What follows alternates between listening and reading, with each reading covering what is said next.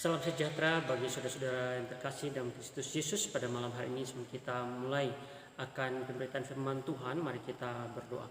Bapa di dalam surga, di dalam nama Tuhan Yesus Kristus, kami bersyukur kepadamu karena Engkau boleh memberikan kami kesempatan untuk memberitakan firman Tuhan pada malam hari ini. Kiranya Roh Kudus memberikan kami kemampuan untuk dapat memberitakan apa yang Bapa kehendaki untuk kami katakan, dan bila umat-Mu yang mendengar boleh diberkati dan bertumbuh di dalam iman kepadamu. Kami pertaruhkan waktu pemberitaan firman Tuhan malam hari ini dari awal pertengahan sampai berakhirnya hanya di dalam nama Tuhan Yesus Kristus adalah sumber kebenaran itu. Kami siap untuk mendengarkannya. Haleluya, amin. Shalom, jumpa kembali saya Pendeta Martinus Matementas MTH dalam program penyegaran iman dengan tema malam hari ini, yaitu kepada siapakah iman yang sejati itu kita tujukan. Karena itu mari kita mengikutinya. Bagian yang pertama yaitu iman yang sejati ditujukan kepada Allah. Saya mengajak kita buka firman Tuhan dari Injil Yohanes pasal 14 ayat yang pertama. Injil Yohanes pasal 14 ayat pertama, demikian bunyi sabda Allah. Janganlah gelisah hatimu, percayalah kepada Allah, percayalah juga kepadaku. Berarti bagian yang pertama, iman yang sejati itu kita tujukan kepada Allah berdasarkan firman Tuhan ini. Percayalah kepada Allah berarti sebuah peringatan supaya kita benar-benar mengerti, mengetahui siapakah tujuan iman kita yang sebenarnya. Kan itu kita tahu pasti bahwa iman yang sejati itu ada ditujukan pertama kepada Allah.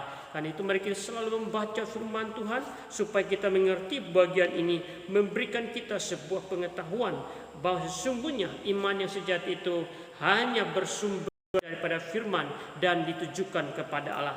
Yang kedua, iman yang sejati ditujukan kepada janji-janji Allah. Iman yang sejati ditujukan kepada janji-janji Allah. Kita buka dalam kitab Roma. Kitab Roma pasal 4 ayat yang ke-21. Roma pasal 4 ayat ke-21, demikian bunyi sabda Allah.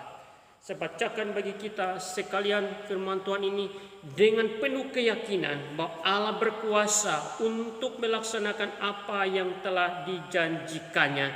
Berarti di sini tujuan iman kita yang kedua adalah tujukan kepada Allah.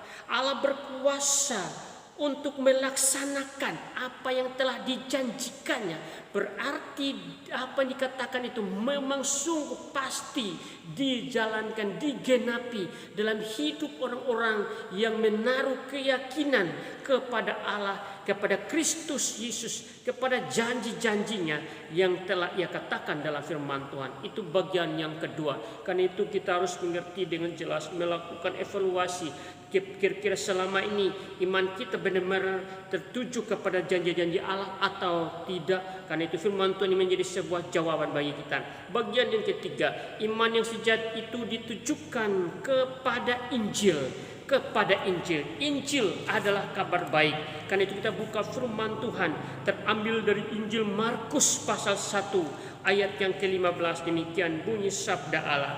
Yaitu demikian Markus pasal 1 ayat yang ke-15. Katanya, waktunya telah genap, kerajaan Allah sudah dekat, bertobatlah dan percayalah kepada Injil. Percayalah kepada Injil atau beriman kepada Injil. Kenapa Injil itu? Karena Injil itu adalah kabar baik, kabar kesukaan tentang peristiwa kematian dan kebangkitan Kristus dari antara orang yang mati. Karena itu harus kita benar-benar percaya kepada Injil. Kan disitulah sumber kita mendapatkan pengharapan, kesukaan, kegembiraan daripada Allah melalui Injil itu.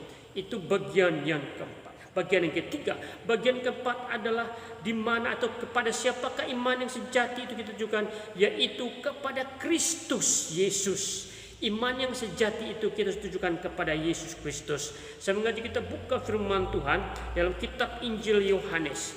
Injil Yohanes pasal yang ke-6. Injil pasal yang ke-6 ayat yang ke-29. Demikian bunyi sabda Allah. Saya bacakan. Firman ini menjadi suatu pedoman pemberitahuan yang jelas tentang apa yang sedang kita dengar bersama. Yohanes pasal 6 ayat 29. Saya bacakan bagi kita sekalian, demikian bunyi sabda Allah. Jawab Yesus kepada mereka, inilah pekerjaan yang dikehendaki Allah, yaitu hendaklah kamu percaya kepada Dia yang telah diutus Allah.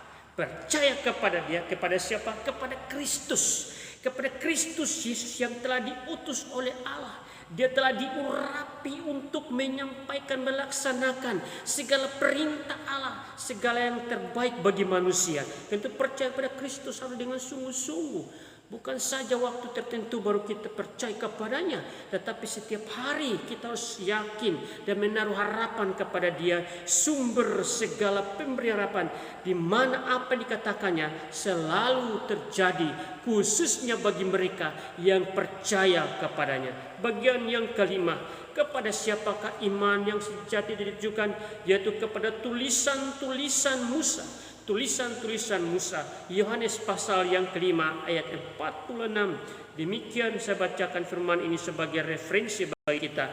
Sebab jikalau kamu percaya kepada Musa, tentu kamu akan percaya juga kepadaku, sebab ia telah menulis tentang aku. Mengapa kita percaya kepada tulisan-tulisan Musa? Karena di dalamnya menulis tentang Kristus Yesus, juru selamat kita, yang dalam kitab perjanjian lama itu digambar sebagai tipologi, gambaran-gambaran, tetapi dia telah nyata di dalam kitab perjanjian baru. Dialah yang diutus Allah untuk menyelamatkan manusia dari hukum dosa. Jadi harus percaya, alamat iman kita harus kepada tulisan-tulisan Musa. Yohanes pasal 5 ayat 46. Bagian yang terakhir, kepada siapakah iman yang sejati ditujukan, yaitu kepada tulisan-tulisan para nabi. Para nabi. Jadi kitab atau tulisan para nabi itu adalah penting untuk kita selalu pelajari, karena di dalamnya berbicara tentang Kristus Yesus, tentang karya-karya Allah yang hendak digenapi dalam kehidupan orang-orang yang percaya. Inilah 6 alamat, 6 tujuan iman kita. Harus kita arahkan dengan benar kepada siapa? Kepada Allah, kepada janji-janji Allah, kepada Injil, kepada Kristus, kepada tulisan-tulisan Musa, dan kepada tulisan para nabi. Supaya apa? Supaya iman kita murni, subur, dan mekar bertumbuh di dalam kontrol kuasa Allah melalui Roh Kudus. Saudara-saudara, apakah selama ini iman Anda sudah bertumbuh benar-benar di dalam Kristus? Apakah selama ini iman Anda sudah benar-benar ditujukan pada alamat-alamat yang telah saya sampaikan tadi? Jika belum, jika masih belum tepat semua, maka ini kesempatan hari ini saya sampaikan.